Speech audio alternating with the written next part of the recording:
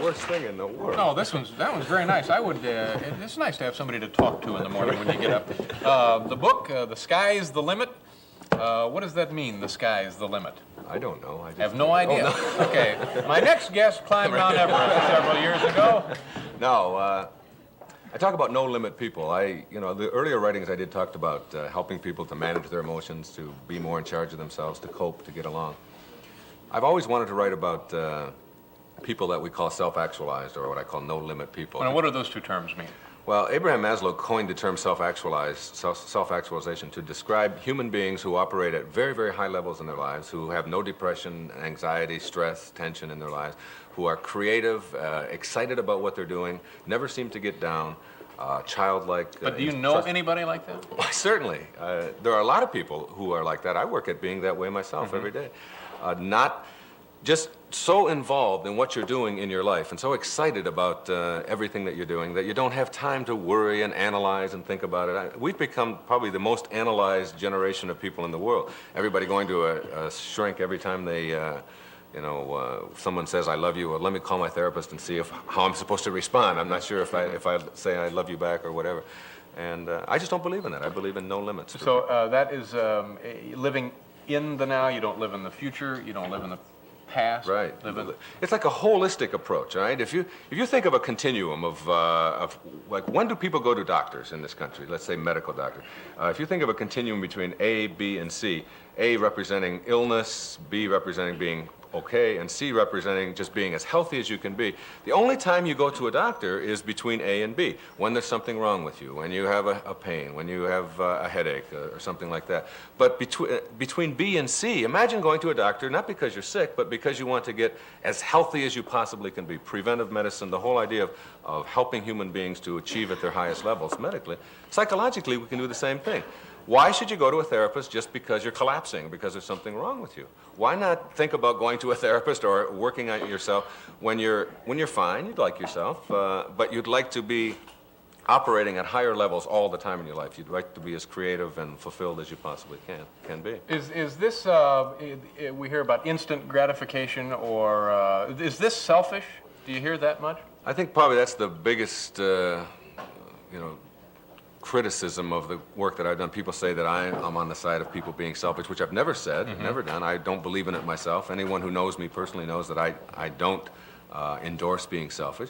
But the idea of being selfish, meaning being inconsiderate, is what I'm against. Being selfish in the sense of, hey, this is my life. I've got one chance to lead it. You're not going to tell me how to do it. I'm not going to be somebody else's victim and pushed around in my life. I'm going to make the decisions about what I'm going to do. That's not, that's not selfish. That's just sensible. The people who are the best at loving, the people who are the best at giving or doing anything in their lives, are those who love themselves, who think positively about themselves and not putting themselves down all the time. Yeah. Do you know people who would rather be just a notch or two off? They would rather be angry, not angry, but grumpy. Grumpy. They seem to function better in a grumpy mode. Yeah, there's a whole lot of people like that. I talked to someone like that last night, as a matter of fact. Isn't that okay? To the airport.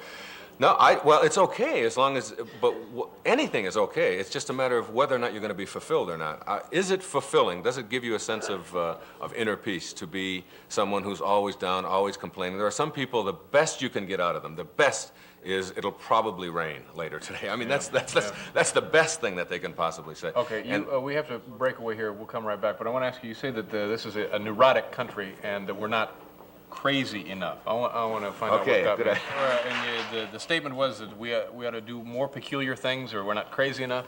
Well, not so much crazy enough, but being a little bit silly, being a little zany, trying things that you've never done. Do you do things like that? Oh, sure. I can remember working on the ward of a mental institution, doing work for my doctorate as an intern, and a group of the ladies that were up on that ward got together. They found out it was my birthday, and they brought me a nice present and a briefcase.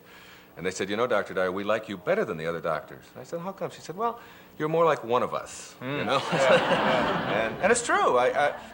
There's a fine line between being, just outright unpredictably at panic, or being a little silly, being, trying crazy things, not always having to be serious about everything you do in life, being a little bit silly, the comedian in all of us. Let me ask you this. This is your third book?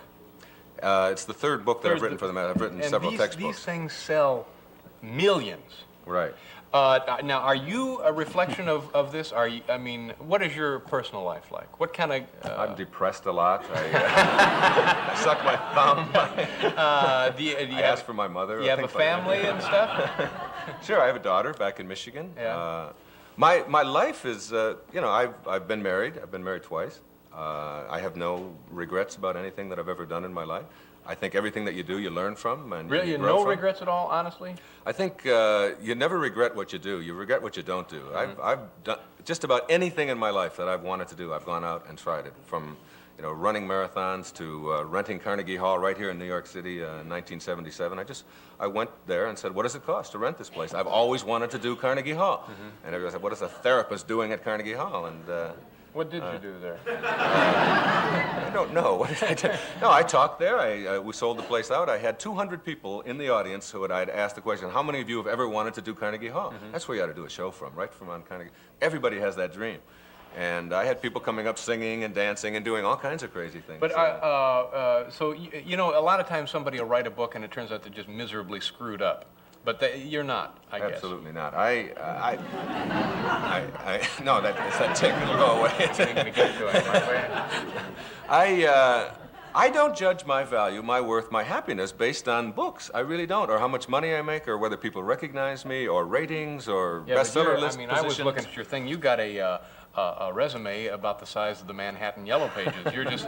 You've done a lot of TV, and you're a real hot guy, and millions of people depend on this. So is that a burden to you? No, not at all. Absolutely not.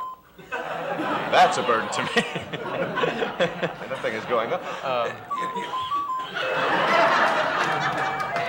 Well, you get most people, in fact, many people in the business we're in, and we're very much in the same business of being out in the public. Many people are, they judge their worth based upon how well they're received. If the audience likes me, if people buy my books, if people think that I'm, if the ratings are, absolutely, because you've got to go out there and you've got to do what makes sense to you. You've got to operate in life on your inner signals, and that's what I do. If you like my books, terrific. Let me ask you a question about being a sky's the limit kind of person, and also sustaining in a relationship. It seems like there might be conflict. The problem with most relationships is that people are trying to own each other. They're always telling each other, this is what you're supposed to do. I want you to compromise. I want you to be more the person that I want you to be. I don't want you to change. A no-limit person accepts human beings for what they are and doesn't ask them to be anything other than what they want to be. If we could just get this sentence out of everybody's vocabulary, and like, if only you were more like me, then I would like you better, which is the source of almost every argument in this country. And instead saying, hey, you've got a right to be the person you want, even if it differs from what I am. That's what no-limit people do. Say two people are happily married, and suddenly a guy picks up a copy of this book, and he goes off and he's tattooing himself and hang gliding, and his wife is depressed and sad, and he says, too bad, I'm a sky's the limit guy. Is that okay? Well, if that's what he wants to do, and that's really what his motivation in life is, then he ought to have the right to do that. His wife will have to say to herself, look, I either choose to be with somebody like that, or I'm going to go on and have someone else in my life. All right, Dr. Wayne Dyer, the book's The Sky's the Limit. Thank you very much, Doctor. We're going to visit the great outdoors right after this.